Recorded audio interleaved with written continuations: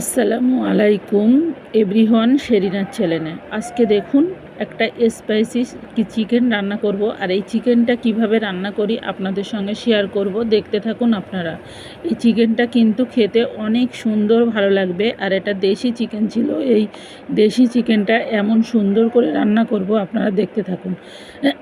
Please আমার রান্নাটা ভালো লেগে থাকলে আমার চ্যানেলটাকে সাবস্ক্রাইব করে শেয়ার করে সঙ্গে থেকে যাবেন, বেল আইকনটি টিপে দেবেন অল ওভার নোটিফিকেশান পাওয়ার জন্য।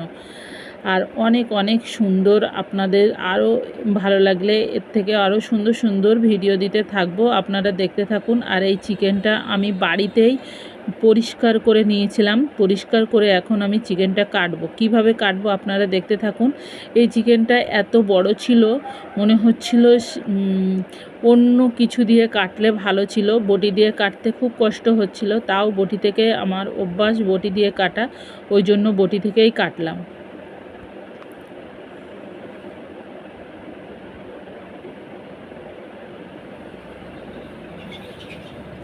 চাবড় দিয়ে কাটলে খুব ভালো কাটা যায়, আমি দেখেছি। তা আমি বটি দিয়ে কাটা অভ্যস্ত, ওই জন্য আমি বটি দিয়েই কেটেছি। রানগুলো এত দারুণ বড় বড় ছিল, কি বলবো।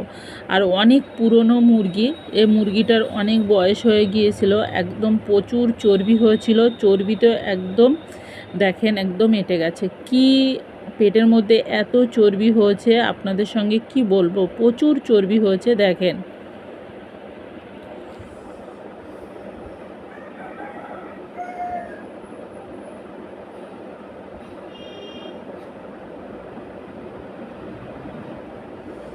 সবার প্রথমে আমি কড়াইতে তেল দিয়ে নেব। তেল দেওয়ার পরে এলাচ, দালচিনি, লবঙ্গ তেলের ভিতরে এগুলো ফোড়ন দিয়ে দেব। ফোড়ন দেওয়ার পরে আমি কোচানো পেঁয়াজ দেব। আজকে খুব অল্প পরিমাণে পেঁয়াজ দেব, বেশি পেঁয়াজ দিয়ে আমি রান্না করব না।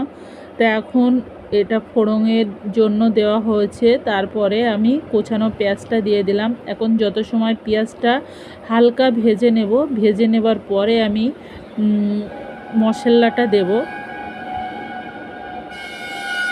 একটু তেজপাতাও ফোড়নে দিয়ে দিলাম। এবার আমি আদা রসুন বাটা দিয়ে আমি মশলাটা হালকা করে কষিয়ে নেব, খুব বেশি কষাবো না।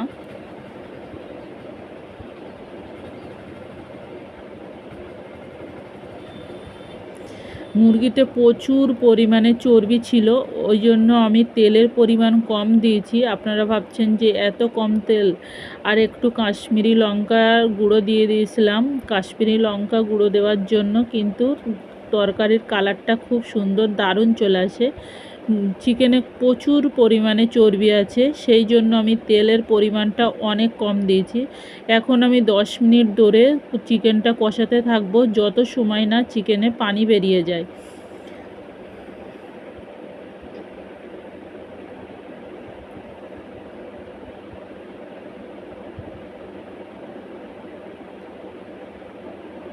চিকেনটা ভালো করে কষিয়ে নিতে হবে, খুব ভালো করে কষাতে হবে, না তো চিকেনের গন্ধটা যাবে না। আর এই চিকেনটা কিন্তু সুন্দর করে না কষানো হলে ভালো লাগবে না।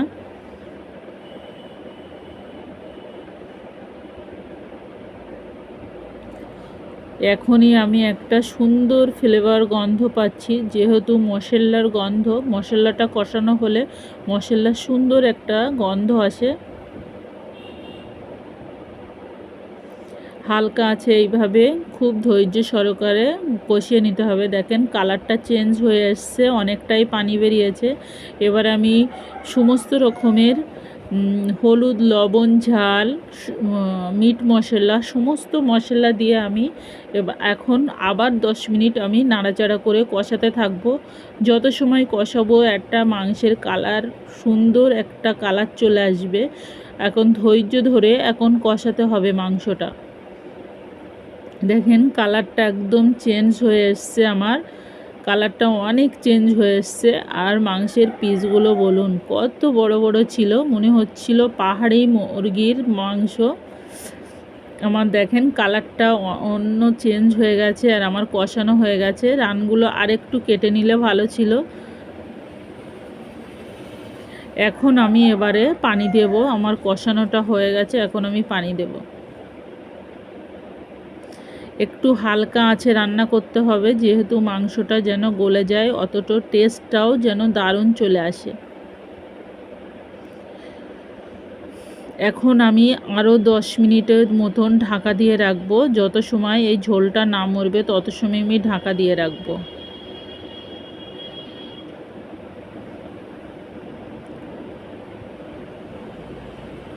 তেলের পরিমাণটা কত কম দেওয়া সত্ত্বেও দেখেন কত সুন্দর কালার চলে এসছে।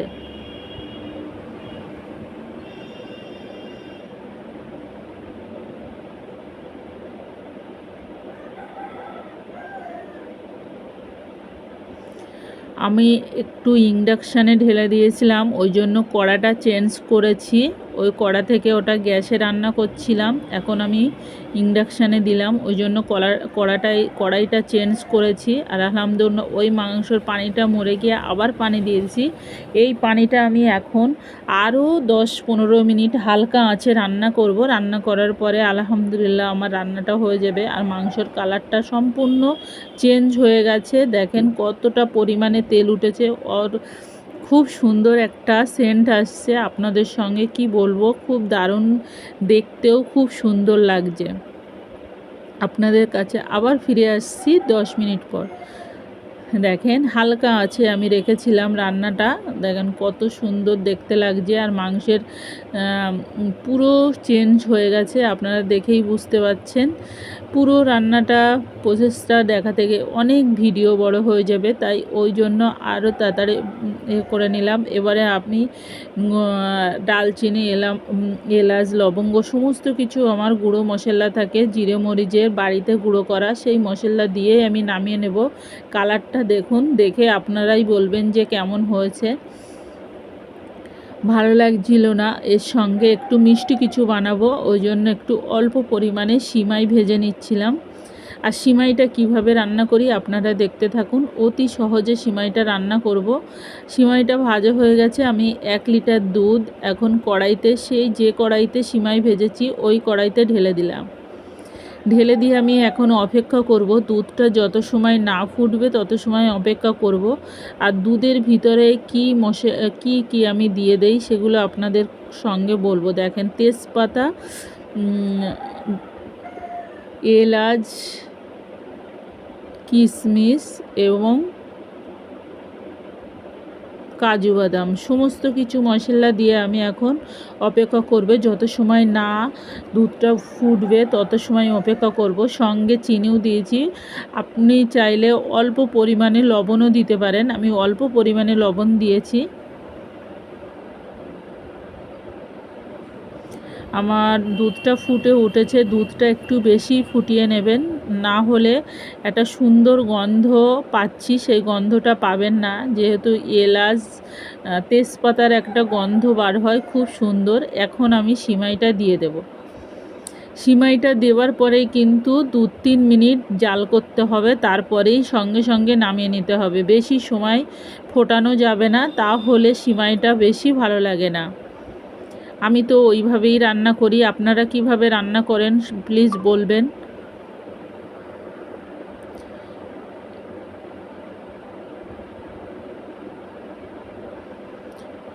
অল্প পরিমাণে সিমাইতে 1 কেজি দুধ দিয়েছিলাম, ওই জন্য সিমাইয়ের কালারটাও দারুণ চলে এসছে। আর দুধটা কত গাঢ় ছিল যে খুন্তি থেকে নড়তে চাইছে না। মাশাআল্লাহ আমার রান্নাটা হয়ে গেছে, সিমাইটা হয়ে গেছে। বন্ধুরা ভালো থাকবেন, আল্লাহ হাফেজ। আমাদের জন্য দোয়া করবেন, আমিও আপনাদের জন্য দোয়া করি। আপনারা ভালো থাকেন, সুস্থ থাকেন, আমাদের জন্য আপনারা দোয়া করবেন। এত সময় আমার ভিডিওটা দেখার জন্য অসংখ্য অসংখ্য ধন্যবাদ আপনাদেরকে। দেখেন দেখতে কত লোভনীয় হয়েছে।